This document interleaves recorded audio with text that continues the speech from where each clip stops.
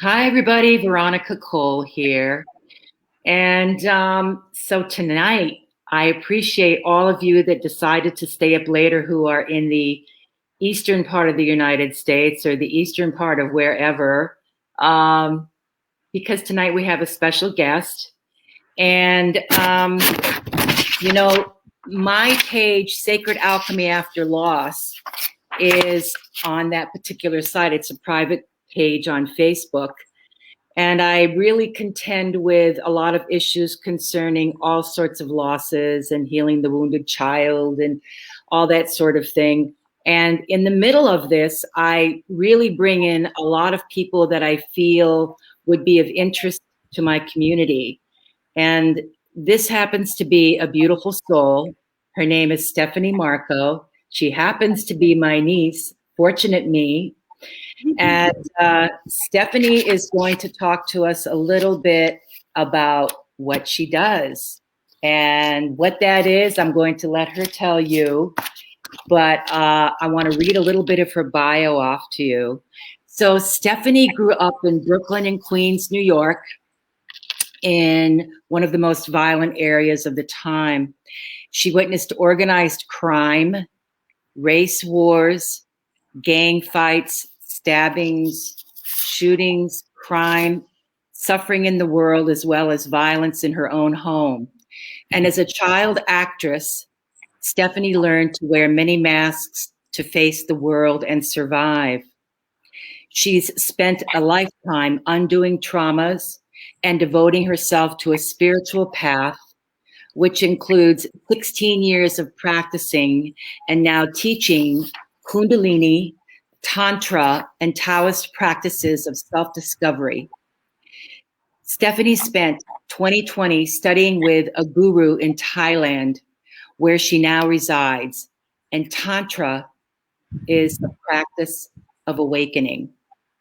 As a dedicated coach, Stefanie continues to study traditional Tantra and Vedic scriptures, as well as yoga, somatic and behavioral methods for healing.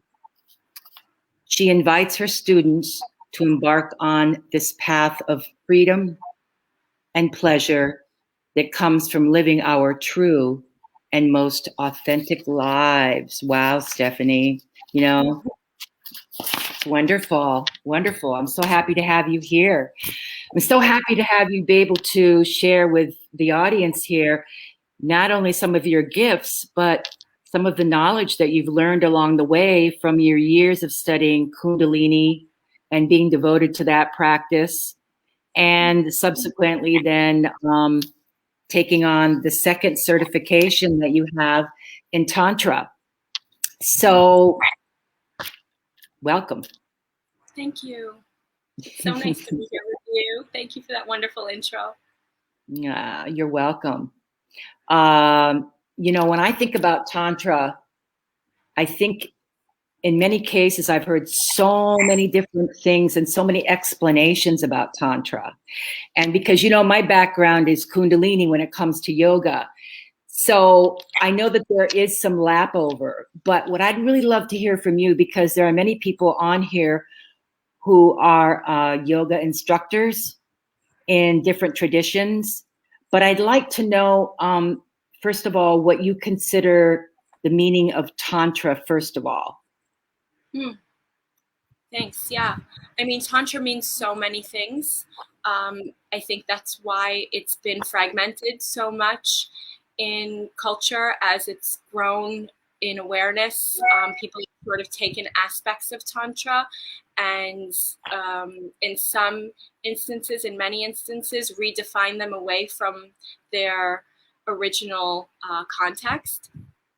But Tantra is essentially a way of living with nature, with our truest nature, and seeing the power of creation through the polarity of the masculine and feminine, and how that masculine and feminine polarity is apparent in all of nature and within ourselves. And so Tantra is really a practice of integrating these sides of ourselves, the masculine and feminine, and realizing that we're also integrated with everything around us in nature and can be creators of our universe. So it's a philosophy, it's a metaphysical science, it's a yogic practice, it's a way of living. And there are many aspects to that. I think what I find really so appealing and fascinating, first of all, is that, you know, part of the philosophy is that you're incorporating all of nature, and that actually we really replicate nature as human beings. You know, the spirits that we are, the only difference is that we're in a different form. But I find that really fascinating because I didn't really cognitively recognize that for quite a few years. I think it was even years into my study before I even made the real connection. I really had a connection with nature, but I never understood the integration. So I think it's fabulous that that's where a lot of this work stems from, is from the deep recognition that as soul beings, we are also a manifestation of everything, right? We're contained in all that. So what does it mean to walk a spiritual path with Tantra? That's a great question. Yeah. Well, it means, I would say the very heart of it is it means to really find your true essence, to really embrace the truth of who you are as being perfection.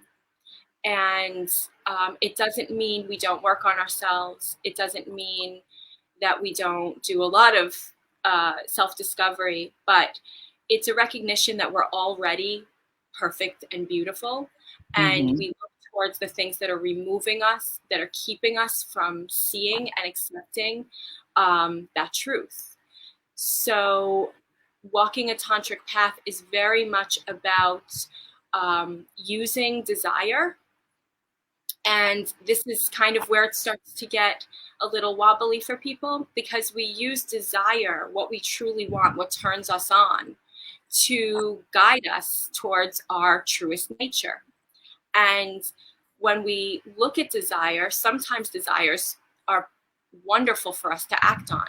And other times desires are trying to tell us something about our ego, or about blocks or overcompensations, or perhaps just lessons we need to learn in our karma.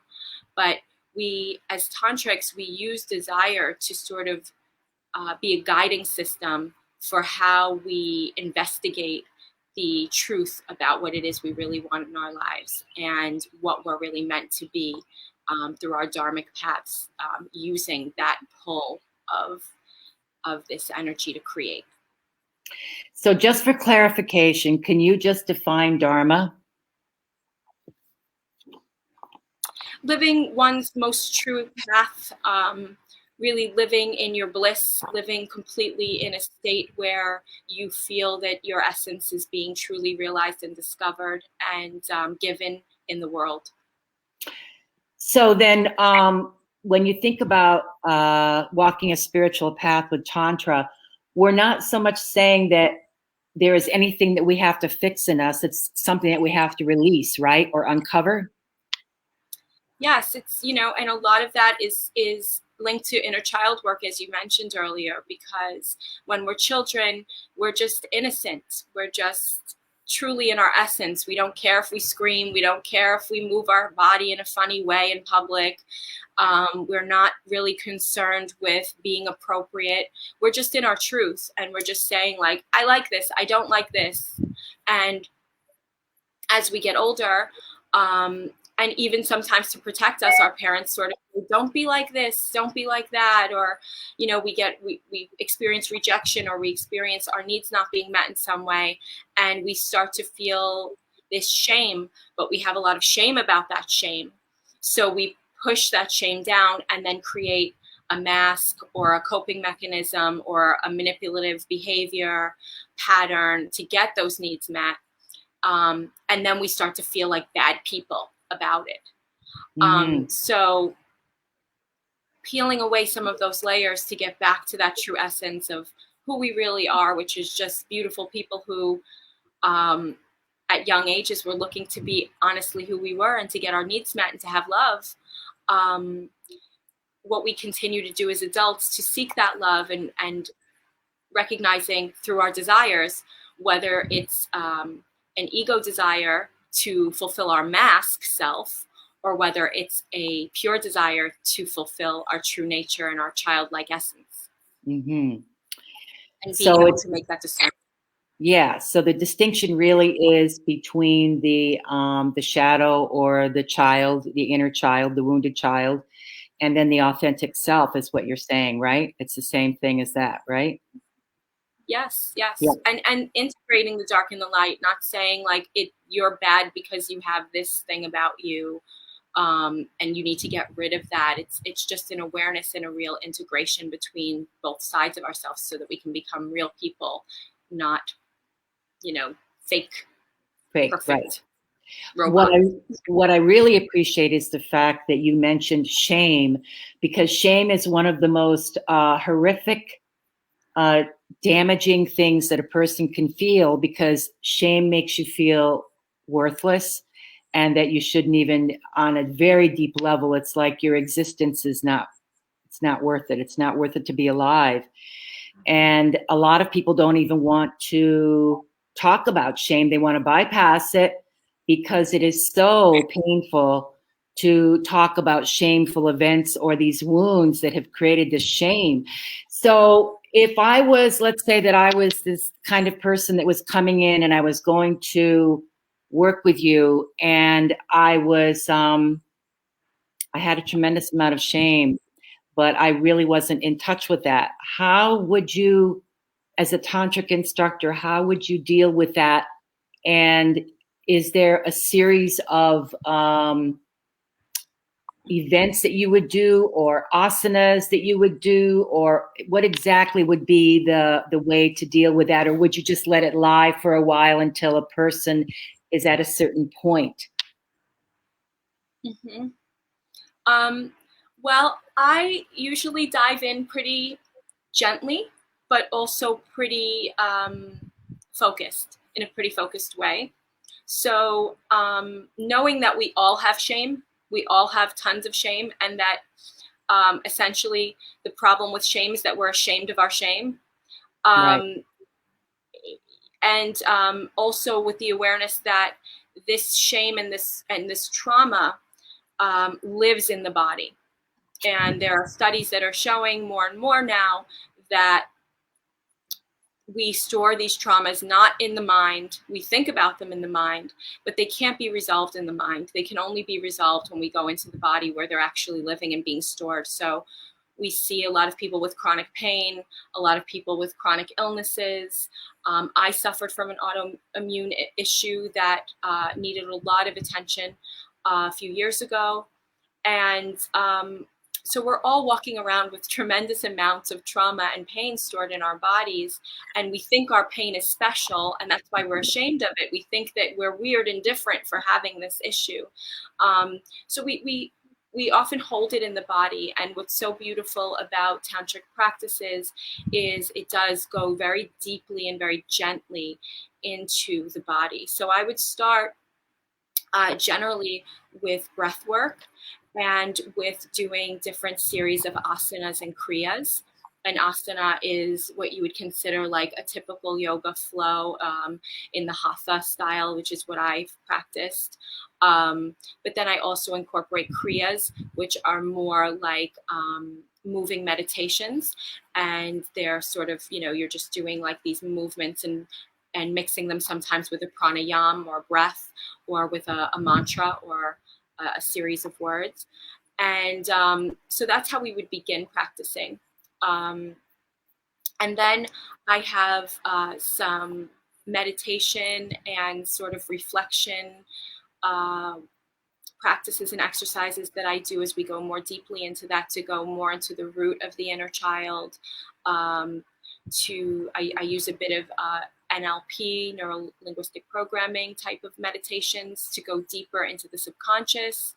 And those are really acts of removing this armor, removing these masks. Because when we talk about Tantra, we always have that everyone wants to know, what about the sex stuff? And so Right. the block to the real sex stuff is all of these traumas in the body.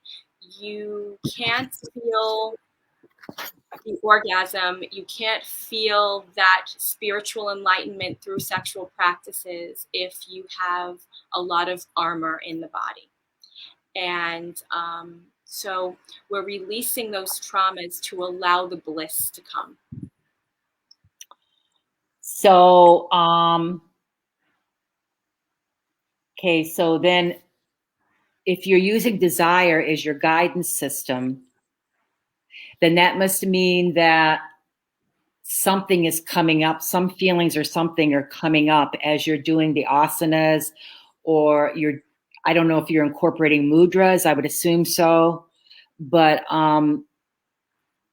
is there something about moving the energy quickly like you do in Kundalini, which would stimulate certain parts of the body or stimulate a thought process? Is there anything like that going on? There is. I mean, when I do kriyas, I also incorporate Kundalini kriyas in my practice. But everything's done in stages that the nervous system in a gentle way. Okay. So I start with the traditional tantric hatha practices, and the belief about the yoga in this practice is that they are meant to be a meditation. The way Westerners have seen yoga is that it's a workout, and that's never been the intention of yoga. Yoga is a moving meditation. It's literally changing your perspective, right? It's changing the way you think while going into the body. So the practice of yoga has always been one of going into the body and changing the perspective gently and slowly. It was marketed to the Western civilization as this great workout to stay fit, but we in the tantric world don't do yoga to have a yoga butt. We do a yoga to go into a deep unconscious place with ourselves as sacred beings. So it's very slow, and it's very much about letting go. And the guidance that you were to get in at least the school of Tantra that I study from is to go deeply into these asanas and be led by your teacher, who doesn't touch you, who asks you to keep your eyes closed, and is continuously reminding you to not force any of the postures, and to slowly hold them and to let go in the process. So it's very much this subtle invitation to yourself to start to really honor your body in a much different way. So actually what we're doing is we're gaining a deeper understanding of who we are through it's strictly through the body, it seems like. That's what you're saying, right? It's also through the thoughts, because when we're in a meditative state, we can observe the thoughts that are coming up about ourselves. And when we're in this neutral place, we can say, oh, that's interesting that this is the way I think. Why do I think that way? So when you're in an asana, and this is a very common program, when you're in an asana in your body and you've taken yoga before, there's a tendency to be competitive, or to want to hold your leg straighter and higher than everyone else, or at least as good as the best people in the class, or at least better than you've ever done it before. Right. And in Tantra, it's not about that. It's about letting go and expressing the asana and enjoying the asana and having fun in the process of it, allowing yourself to just be divine. And when we think of ourselves as objects, which is how all of us have been raised to think of ourselves, we force our leg into that position because there's no love there. And so when you start to learn to touch your body and to move your body as a divine being, and to drop this idea of being an object, there's a huge shift that starts to happen from that subtle change of perspective. Okay, so when I think about the movement of energy through a stuck area in the body, what I'm thinking is that the teacher really has to almost presuppose that whatever position that a person is going in, that there might be stuck areas. So you have to bring awareness to that through some kind of talk that you're doing. So is there that kind of a process going on, or are you waiting to notice something? We're just talking through very gently and empowering the student to have their own journey through very simple, very subtle suggestions of essentially letting go, don't force, express yourself like the master you are.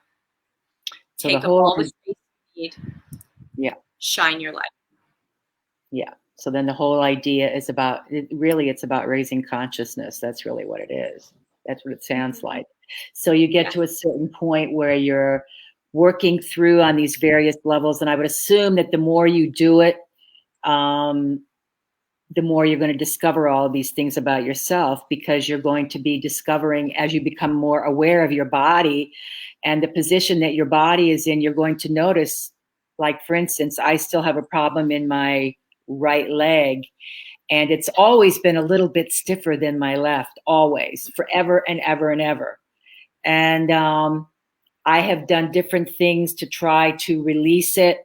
And on some occasions, it's very good, but it takes a long time. And so I would think that if you were doing this consistently and you were actually putting conscious intention into that area and that body part, it might speak to you and help you to understand a certain memory that's coming up from that, I would think. 1000%. That's exactly what happens. We think that we have to do these profound things and these intense things to have profound shifts. But what Tantra has really taught me is that the subtle things that we do that invite our bodies to talk to us, we underestimate the power of that communication. We've been taught that the mind is the intelligence and that the body is insignificant.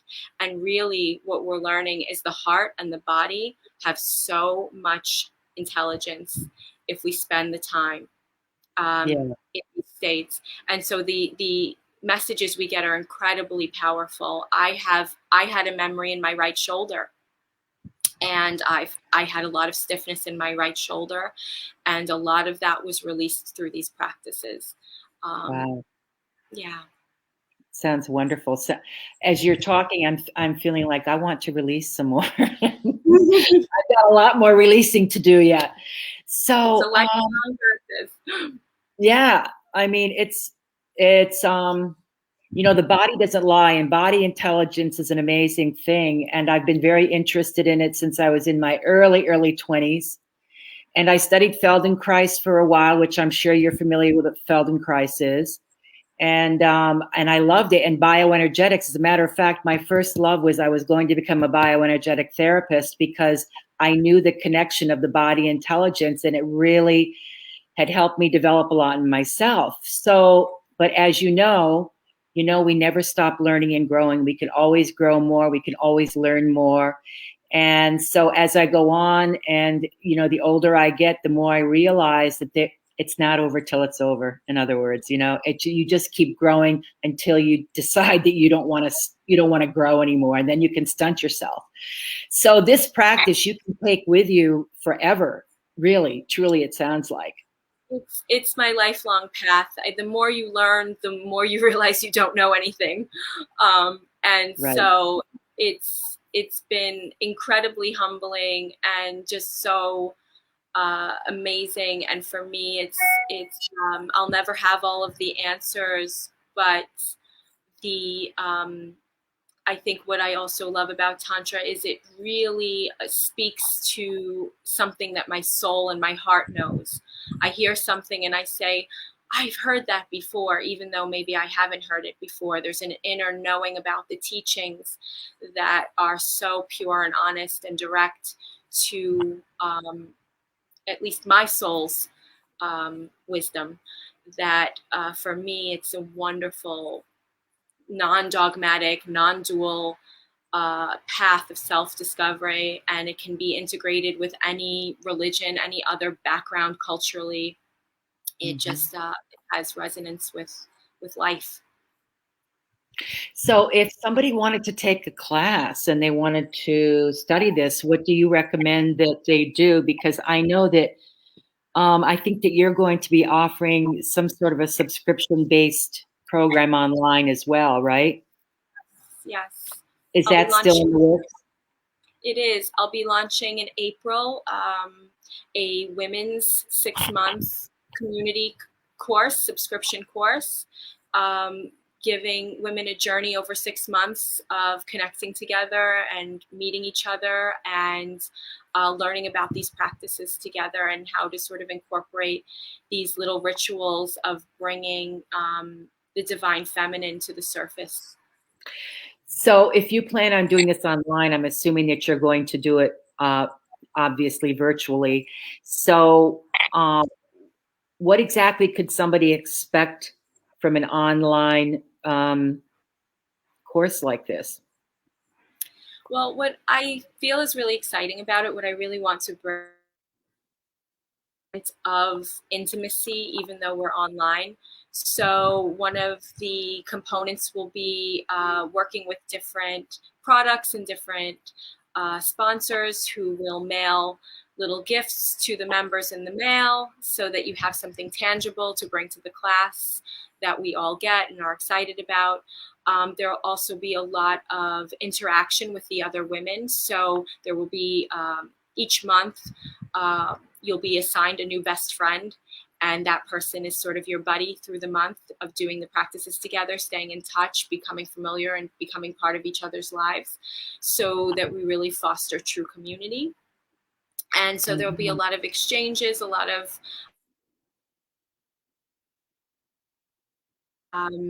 so each week there'll be a practice that is associated with the theme of that month. And we'll be doing it on a platform where it's like a private social media. So you can chat with the other members, you can share pictures of your progress, funny memes with each other throughout the week, so that we're constantly in contact with each other through the community. So it's a bit of a different approach to just a simple Zoom workshop. It's really creating a community of women over a 6-month course who can lean on each other and get to really make some great friendships. So then over the course of 6 months, if you're choosing a theme for each month, what do you mean by that? What kind of theme are we talking about? Would we? Yeah, so we're still working out the whole curriculum, but the first month will be creating a sacred space, what that looks like, how to really show up and have a space that's yours. The second month will be working with suppressed feminine, healing past lovers, healing any kind of traumas. We'll be working also with just dance and the body. We'll have a yoni egg practice for women who've never explored yoni egg, yoni steaming, which is also a beautiful practice. And not all of these are part of traditional Tantra. Some of these are Ayurvedic, some of these are shamanistic, but really incorporating a lot of these very natural ways for women to engage with each other and themselves and nature and our true nature as women. Oh, it sounds wonderful, Stefanie. So living in Thailand, it's perfect for you in terms of what you would share with people that would come and learn from you, because first of all, what an incredibly spiritual environment. And, it's the world of goddesses in there. And so I'm assuming that if you were going to talk about creating ritual, that you've got something special about that, because I can just see that right now. That would be perfect. And then we will absolutely be working with the goddesses. That's very dear to me. Absolutely. It sounds terrific. So I want to let people know that they can contact you somehow. And I'm wondering what the best way is to do that, because what I could do is I could have my concierge, let people know on my post what the best way is to contact you. And you have a particular way for them to do that right now? Or do you want to wait and send me something about that? Sure. Well, they can always reach out to me on Instagram. That's probably my main um, way of contacting people and being reached. And that is at Steph_Marco, STEF_MARCO. And then my website is thattantralife.com. That Tantra Life. Mm-hmm. Okay. .com. Okay. And what was the other one with IG? It's Steph, STEF, and then _ Marco. Mm-hmm. Okay. All right. Great. That's good, because I want to let people know about that too. And I would think that if they go to your website, I know that you did have a really nice video on there of something. I looked at that a while ago, and that was pretty interesting. Is there something that you could do right now that would give people a little bit of a taste of some of the interest or the knowledge that you have about yoga in terms of Tantra? Sure.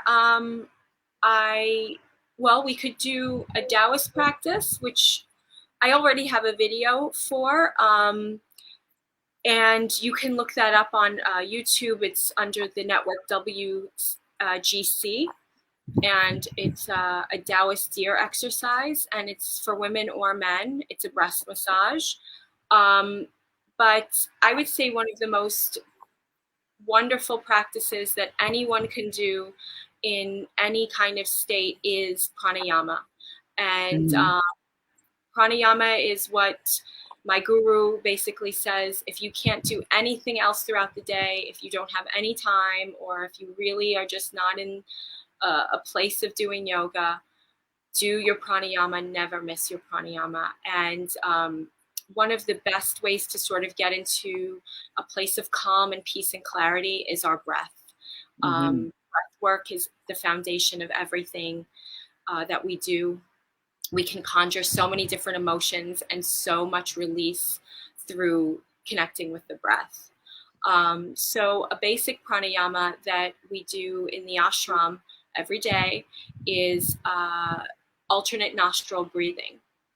And so the different nostrils correlate to the different sides of the body, and they manage different hemispheres, and we don't always breathe equally out of each nostril. During different times of the day, one nostril will be more active than the other. And so when we kind of force them into an equilibrium, we create that same equilibrium within ourselves, and we merge the masculine and the feminine side. So the masculine side being our right side and the feminine side being our left. And so we're working with the elements as well. And so we just get comfortable in a nice rooted position. Make sure that you're just feeling grounded and leaning into your spine, pulling the shoulders down, opening the heart a bit. And we're going to take our index and middle finger of the right hand and place it at the third point. And we'll take the right thumb and press it over the right nostril. And we always start by exhaling all of the air, all of the stagnant air out of the left nostril. So you can just go ahead and breathe out completely. And then we'll begin alternate nostril breathing. So we'll plug the left nostril now and inhale right, slowly and gently inhaling only through the right nostril.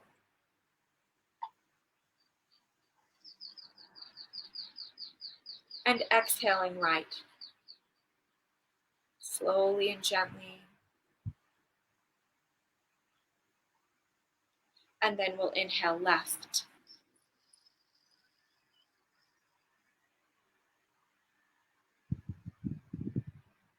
And exhale left.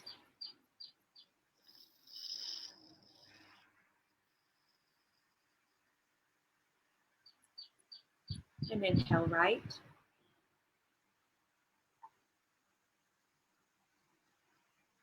And exhale right.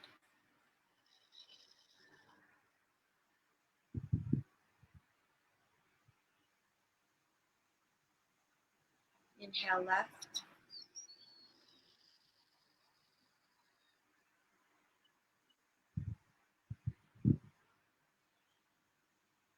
Exhale left.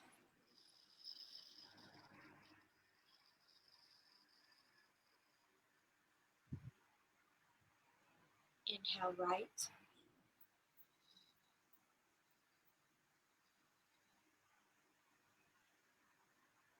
And exhale right.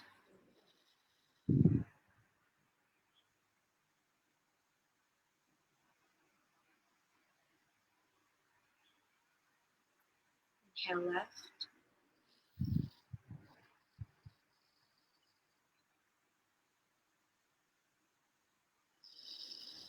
Exhale left.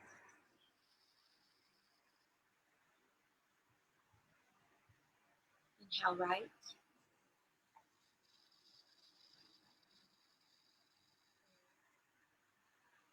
And exhale right.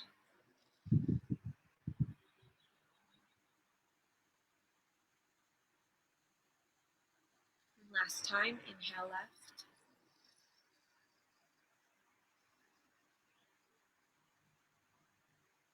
And exhale left. You can gently bring your hands into your lap. And sensing any shifts.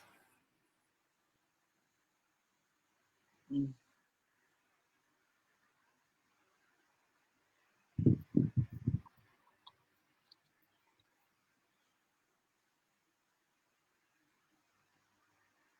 And then we'd bring our hands back to position. And we would exhale left.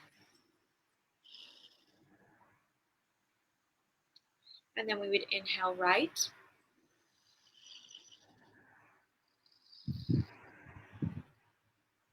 And exhale left. And this is a solar breath, connecting to our masculine side. Inhaling right.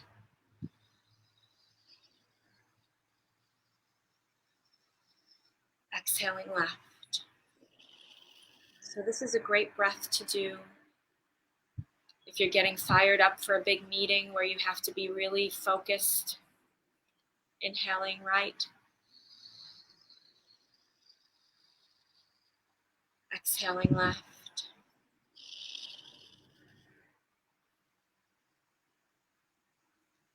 When you really want to hold space and step up into the light, this solar breath, inhaling right and exhaling left.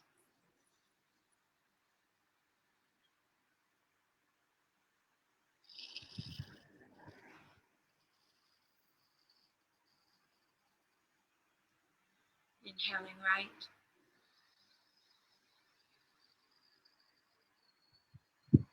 Exhaling left. And resting.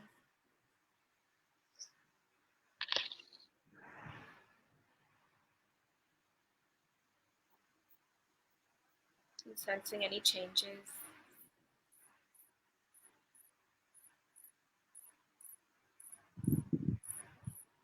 And then the final breath is our lunar breath, or our feminine breath. Again, we always exhale out of the left nostril first.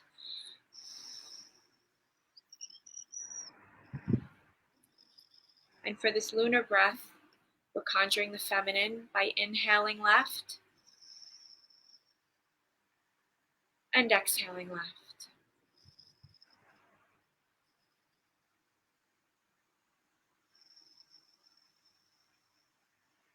Inhaling left and exhaling left.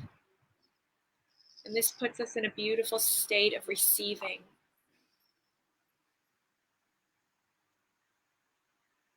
We want to be receptive, intuitive,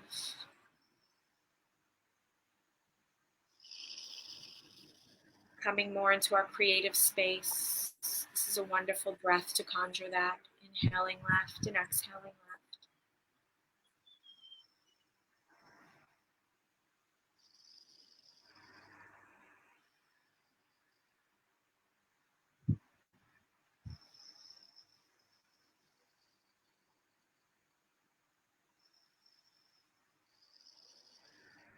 And last one, inhaling left.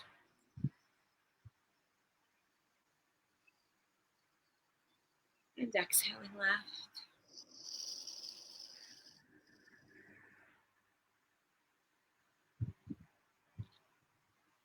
And returning to a neutral space.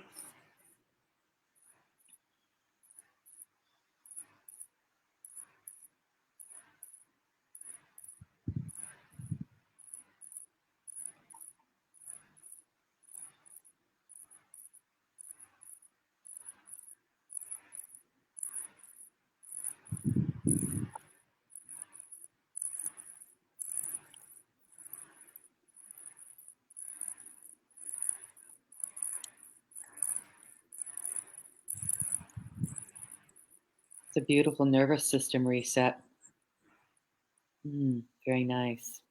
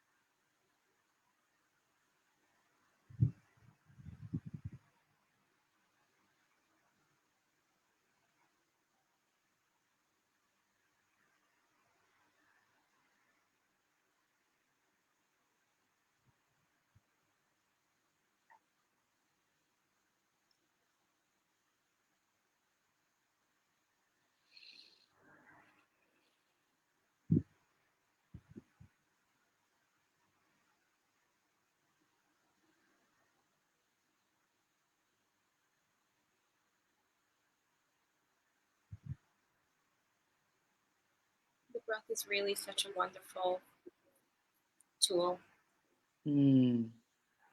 Absolutely.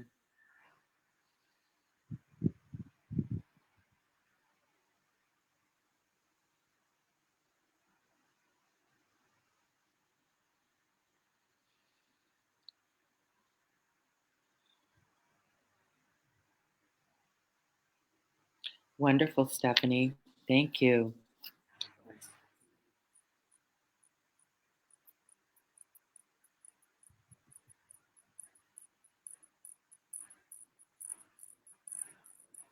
So I look forward